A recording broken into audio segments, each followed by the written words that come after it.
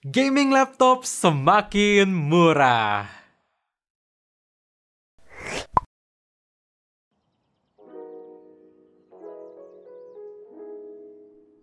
So guys, welcome back to Up to Date Aiden Channel. Nama gue Greg. Jadi di tengah kondisi yang sekarang ini serba sulit untuk nyari GPU buat PC dikarenakan cryptocurrency, rasanya gaming laptop adalah jalan ninjaku. Tapi pertanyaannya, apakah ada gaming laptop di bawah 15 juta yang ngebut? Jawabannya ada. Sekarang ini gue mau bahas Acer Nitro 5 tapi versi Intel plus Nvidia GeForce. Jadi sebelum videonya dimulai, boleh dong minta supportnya dengan cara like dan langsung aja tanpa basa-basi lagi, let's check it out. Hal pertama banget yang dilirik dari sebuah gaming laptop tentu ada di bagian performa. Ya iyalah, kalau nggak namanya bukan gaming laptop dong. Oleh karena itu gue mau kasih tahu dulu unit yang gue pegang ini spesifikasinya seperti apa. Untuk prosesor menggunakan Intel 11 Gen i7 11800H dengan 8 core plus 16 thread. GPU Nvidia GeForce RTX 3050 dengan VRAM 4GB GDDR6, RAM 16GB DDR4, storage 512GB PCIe, dan OS menggunakan Windows 10 Home. Jadi spesifikasinya sendiri sudah gahar, tapi ada satu hal yang menarik harus kita bahas dalam segi prosesor terbaru dari Intel. Ya, sekarang untuk manufacture-nya mereka menggunakan ukuran 10 nanometer Superfin plus Willow Cove Micro Architecture sebagai pengganti Sunny Cove sebelumnya. Jadi prosesor kali ini punya kinerja yang lebih baik untuk mengoptimize core yang ada dan tentu punya performance yang lebih ngebut karena peak frekuensinya bisa mencapai 5 GHz bukan 4 GHz lagi, yang menjadikan ini prosesor single mobile thread tercepat di dunia. Dan kalau kita ngomongin soal gaming performance-nya, wah, gue udah ngetesting game FPS Valorant kekinian, bisa dapat settingan medium yang sangat playable. Minimal FPS-nya di 61-65, highest FPS bisa nyentuh 91, dan lowest-nya itu hanya di 60. So far playable banget, dan untuk fan-nya ketika dipakai main game, surprisingly nggak gitu berisik. Dan ketika kita udah ngomongin video editing di Adobe Premiere, gue udah coba ngerender video 1080p dengan durasi 3 menit 23 detik. Ternyata cuma makan waktu nggak nyampe 3 menit aja. Jadi untuk performance ketika mau dipakai main game ataupun ngedit, udah lebih dari cukup. Tapi kalau dirasa, wah, performance-nya ini masih kurang bang, tenang, kalian masih bisa di overclock lagi menggunakan Intel Extreme Tuning Utility dan Intel Speed Optimizer untuk overclock dalam sekali klik. Layar laptop ini kurang lebih masih sama dengan Acer Nitro 5 sebelumnya yang udah pernah kita bahas. Ukuran layar sebesar 15,6 inch dengan bezel yang semoga di next bisa ditipisin lagi. Walaupun sekarang ini udah punya screen to body ratio sampai 80%. Dan dalam segi kualitas layar sudah menggunakan resolusi Full HD 1920x1080 pixel, panel layarnya IPS LCD, dan refresh rate support di 144 Hz yang sangat mulus. Jadi 2 kali lebih ngebut ketimbang regular 60 Hz. Apalagi dalam soal screen response time-nya pun juga rendah, serendah 3 millisecond aja. Jadi apapun yang kalian lihat ketika main game FPS akan sangat berasa responsif dan mulus banget animasinya.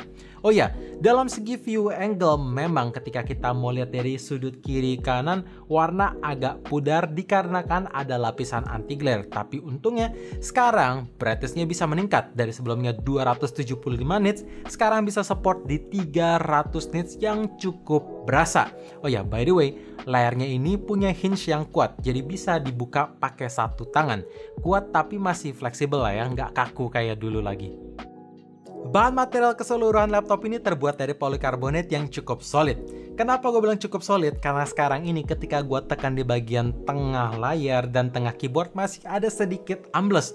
Walaupun ya wajar sih gue tekannya menggunakan tenaga, jadi bukan deal breaker sama sekali. Lanjut dalam soal finishing design, 80% juga sama dengan Acer Nitro 5 sebelumnya, hanya ada 2 pembeda. Pertama, kalau kalian lihat desain di bagian balik layar atau top lid, finishing metal brass accent hilang digantikan seperti antena Gundam atau lebih mirip kayak petir. Dan untuk kedua, finishing warna merah di bagian balik layar fan-nya atau pembuangan fan-nya jadi lebih redup, dan untuk aksen warna merah di sekeliling touchpad resmi hilang digantikan warna hitam jadi lebih stealth aja. Sisanya dalam segi berat dan ketebalan masih sama beratnya dan masih sama tebelnya.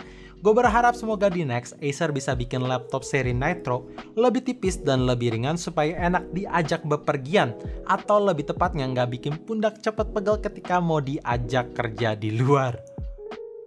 Layout keyboard di laptop ini membawa full size 100% dan masih membawa aksen putih di tombol AWSD, Arrow Keys, dan Nitro Sense. Dan dikarenakan ini gaming laptop, jadi tentu sudah tersedia RGB backlight yang dibagi 4 zona untuk menghasilkan efek ala-ala RGB Club yang keren lah ya. Dan satu hal yang harus gue apresiasi di Acer Nitro 5 series, dalam segi typing experience-nya itu selalu menyenangkan buat gue pribadi. Memang tombolnya itu agak kurang membal, sedikit keras, tapi somehow tactile dan key travelnya tuh pas, cepet banget beradaptasi. Dan dikarenakan ini keyboardnya tactile, jadi tentu ketika mau dipakai ngetik-ngetik akan agak berisik lah ya. Dan sekarang kita ngomongin dalam segi touchpad. Gue berharap banget semoga Acer bisa redesign atau pindahin posisi touchpadnya itu jadi lebih simetris di tengah supaya lebih enak aja gunainnya. Walaupun sekarang ini kebanyakan gue pakai mouse sih, tapi ya kalau misalkan dipindahin ke tengah kan jadi lebih enak aja gunainnya. Ketika main game, jempol tangan kiri tuh nggak selalu nyentuh-nyentuh aja. Walaupun touchpadnya bisa di disable juga, tapi ya semoga dipindahin aja lah intinya. Port I/O di laptop ini masih sama dengan Acer Nitro 5 sebelumnya, bahkan untuk penempatannya pun tidak berubah. Di samping kiri terdapat Kensington lock, LAN port, 2 USB 3.2 dan 3.5mm headphone atau speaker jack. Terus di samping bagian kanan ada satu HDMI port, satu USB 3.2 dengan fitur power off USB charging dan USB Type-C. Kalau ditanya apa aja yang baru, jawabannya cuma satu. Sekarang port Type-C itu udah support Thunderbolt 4.0 yang memiliki kecepatan transfer speed sampai 40 gigabit per second. Artinya ketika kalian mau colokin ekstra GPU udah bisa banget. Dan kalau misalkan kalian mau nyambungin dua monitor dengan resolusi 4K juga bisa. Tapi satu harapan gue, semoga di next Acer Nitro series port Type-C itu support power delivery. Jadi kalau misalkan kita lupa bawa charger bawahnya, minimal bisa di power up menggunakan charger handphone. Apalagi charger handphone sekarang ini udah ngebut-ngebut dan cukup banget untuk ngecharge laptop zaman sekarang. Walaupun bodi laptop ini tebal, tapi untuk baterai rasanya masih kurang diperhatikan oleh Acer. Ketika gue browsing-browsing, denger lagu, menggunakan Spotify sambil ngetik-ngetik, bisa bertahan 4 jam, bahkan kadang bisa berkurang atau kurang dari 4 jam ketika browser tabnya itu kebuka banyak. Gue berharap semoga di next Acer bisa mengimprove battery life-nya biar lebih awet. Walaupun sekarang ini tentu calon customer yang beli pasti akan pakai untuk kebutuhan gaming, dimana port charger selalu nyolok, tapi alangkah lebih baiknya untuk punya baterai yang lebih besar sih. Nah, dalam soal upgradability laptop ini menurut gua udah fleksibel. RAM-nya masih bisa di-upgrade sampai 32 GB karena masih tersedia satu slot RAM lagi. Dan untuk storage masih tersedia 2 slot lagi, yaitu satu slot PCIe 4.0 yang capable untuk di-upgrade sampai 1 TB dan ada slot HDD biasa regular SATA yang mendukung sampai 2 TB. Jadi kalau misalkan dirasa RAM sekarang, storage sekarang masih kurang cukup, ya kalian bisa upgrade lagi ke depannya. So guys, itu dia video review Acer Nitro 5 AN51557 versi channel up to date Idean. Jadi kesimpulan dari gue sih gampang ya. Ketika GPU susah nyari, laptop ini bisa jadi alternatif yang pas. Karena kalian udah dapetin Intel i7 dengan 11 Gen.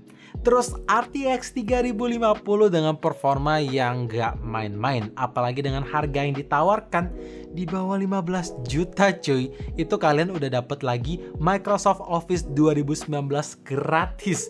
Jadi kayak paket komplit banget. Mau dipakai kerja, sekolah, itu udah cukup. So thank you for watching. Jangan lupa like dan subscribe channel ini sekaligus nyala notifikasinya juga supaya kalian tahu kapan video baru diupload. And as always, stay safe, stay healthy, dan stay updated with up to date.